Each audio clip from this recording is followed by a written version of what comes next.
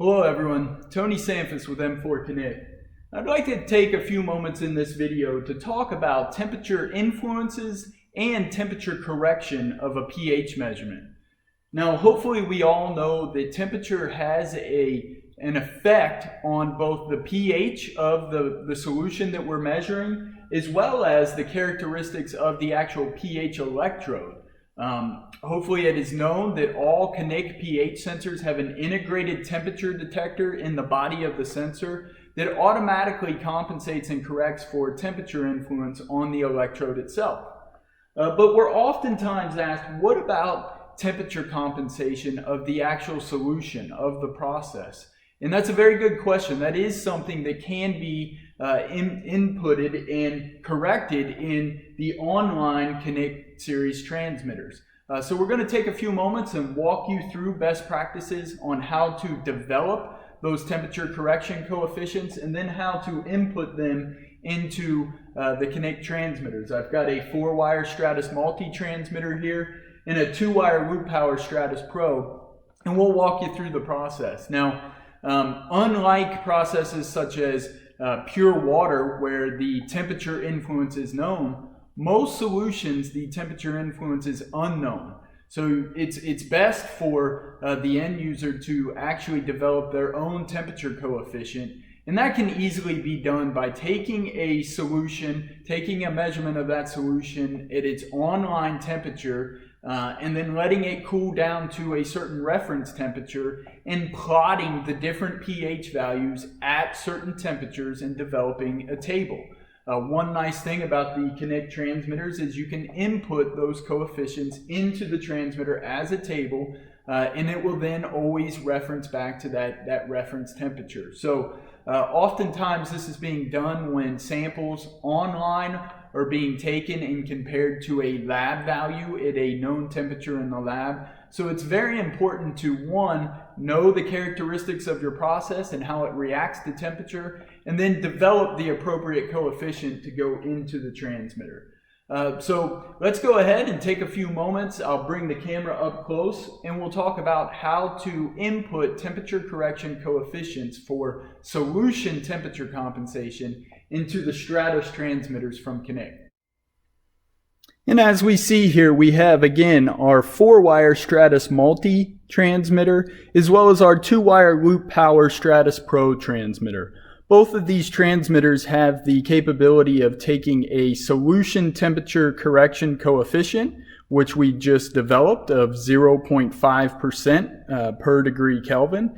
And we can easily implement that value, that coefficient value, into either of these transmitters to compensate our online measured value down to a known reference temp that's typically used within the laboratory. So to do that on our 4-wire Stratos multi-transmitter, we're going to go ahead and go into the menu button and scroll to the right to parameter setting. Now we'll scroll down to administrator level. Again, the default passcode for administrator level is 1989 if you have not changed it like I've already done. And then we're going to scroll down to our MemoSense pH sensor. And here you can see we have the ability to enter a temperature coefficient for our process medium. As I mentioned earlier, some solutions such as ultra pure water have a known temperature dependency, and those coefficients are built into the transmitter. So if you're measuring ultra pure water, that temperature coefficient is already plugged into the transmitter. We have the ability to select linear, which is what we're going to do here today, and input one coefficient. But we also have the ability, which is really nice, maybe your solution is non-linear, the temperature dependency. We can develop a table, again, taking that data from our Portavo and input a coefficient at different 5-degree intervals within our transmitter. So again, very simple. We'll select linear, and here we have the ability to input the coefficient that we developed from our formula in the previous step. Very simple, very easy process. On the 2-wire Stratos Pro, again, using the same coefficient, very simple. We're going to hit the menu button. We're going to scroll to the right to configure, and we'll enter parameter set A here. Now for the temperature correction coefficient, we need to scroll to the right to correction. We press enter here. Again, you'll see we have the ability to input one value, meaning it's a linear change, our process, pure water, or a user-defined table. Very easy and very simplistic. So here, again, we can select linear. We input our 0.57 coefficient. And we're going to press enter to confirm. Holding the measured button down on the Stratos Pro is going to bring us back to that main screen. So very simplistic way of developing a solution temperature coefficient for online solution temperature correction of a pH measurement. Thank you guys very much for watching, and as always, please reach out to us with any questions.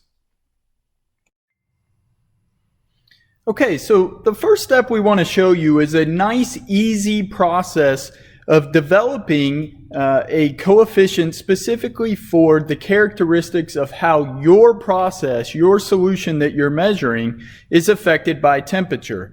What I have here is a Knick portable meter, the Portavo, and I've just taken a grab sample from my online measurement, and you can see here that we're operating around 56 degrees Celsius.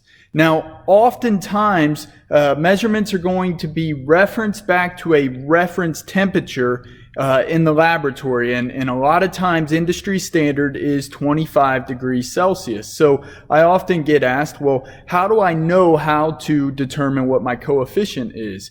And a very simple way, folks, is to go ahead, grab your Portavo, take a fresh grab sample from your online process, and go ahead and configure and start the data logging functionality in the Portavo. Now, I've already configured my data logger here to develop a temp table. And what I'm going to do is just start the recording process, and I'm going to let this solution cool down from my online temperature of 56 degrees Celsius, and I'm going to let it cool down all the way to 25C or even past 25C. Now, you may have noticed I set it up to capture the measured value at every 1 minute. So at every 1 minute interval, I'm going to have a nice snapshot of what that pH value is as the solution that I'm measuring cools down.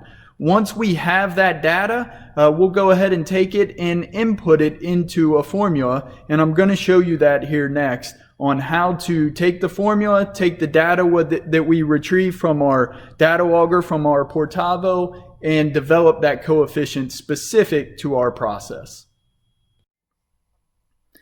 Okay, now that we're cooled down to reference temperature, and we're going to take our reading of 9.2 at our reference temperature of 25 degrees Celsius. The next step is to apply those pH values and those both online and reference temperature values to a formula to develop our coefficient. So we're going to go ahead and move over to the actual formula. And I just want to explain this formula a little bit. Very simplistic here. It can be a little daunting looking at it, but essentially our temperature coefficient is an equation that equates to the change in pH value from our online temperature down to our reference temperature, which of course is that 25C. So at the reference temperature of 25C, we had a pH value of 9.2 pH. At our online value of 56 degrees C, we were measuring a pH value of 7.9. So therefore, if we plug those values into this equation, and I've already done the math here, we come up with a coefficient of 0.5% per degree Kelvin. Now, for the Knick transmitters, you'll see it's inputted per degree Kelvin, but it's the exact same conversion as degrees centigrade. So this is the formula that we take the data that we retrieved from our Portavo.